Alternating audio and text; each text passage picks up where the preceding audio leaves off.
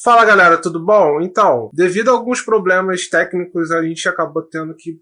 A gente perdeu a live, né, na verdade. Mas, de qualquer forma, a gente vai ter nossos cortes, então vai estar tudo bonitinho. Na próxima semana a gente vai tentar fazer duas lives, tá? Uma vai ser falando sobre os nossos vídeos e outra vai falar sobre assuntos referentes à internet. Então, continuem vendo nossos vídeos e até uma próxima vez. Tchau, tchau. É isso aí, galera. A gente pede desculpa, tá? E se prepara aí para a próxima semana, que vão ser duas lives, tá? Então, vai curtindo o canal, vai se inscrevendo, vai divulgando a gente, tá? Porque se você gostou, eu acho que teve gente que gostou aí da live, tá? Então, divulga a gente aí para a gente continuar conseguindo fazer vídeos, porque dá muito trabalho, tá? E para a gente também continuar fazendo essas lives legais, tá legal? Então tá, então vejo vocês no próximo vídeo e na próxima live, tá? Tchau, tchau.